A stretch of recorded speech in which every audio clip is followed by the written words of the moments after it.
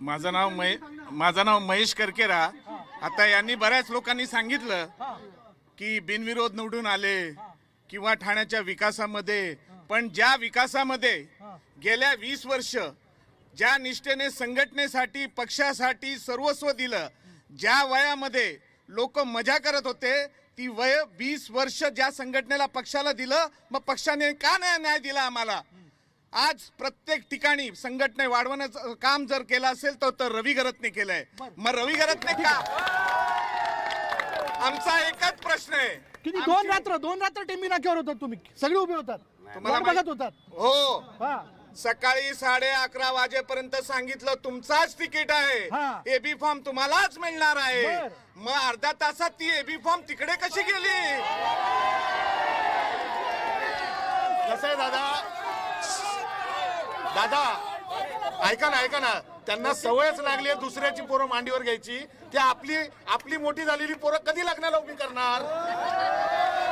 आज यांना ट्रॅफिक कसं घालवायचं ना ते विचारा। ट्रॅफिकची समस्या आहे ना, ठीक आहे, ती कशी घालवायची ती विचारा। सगळं जाऊ द्या, यांनी बॅलेट पेपर करून दाखवा। बर, बॅलेट पेपर करून दाखवा। चला, दररोज सकाळी यांना हरवून।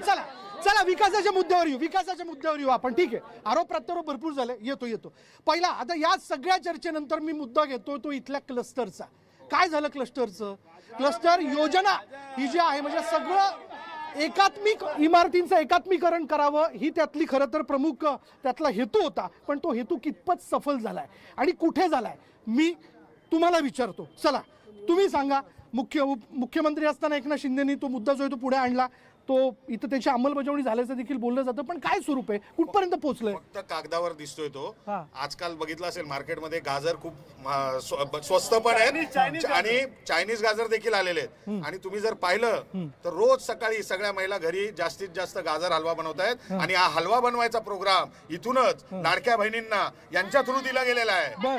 आणि तुम्ही मला सांगा क्लस्टर म्हणजे काय, नक्की काय? त्यांना विचारा क्लस्टर काय? अहो, आज ही जी जागा आहे, जे ओरिजिनल मालक आहेत जागेचे, त्यांच्याकडनं आज हे आमच्यावरती लादलेलं एक संकट म्हणजे हे क्लस्टर आहे। बरं, ठीक आहे। हा नेते बोला, काय क्लस्टर बद्दल सांगा, काय सिच्युएशन आहे?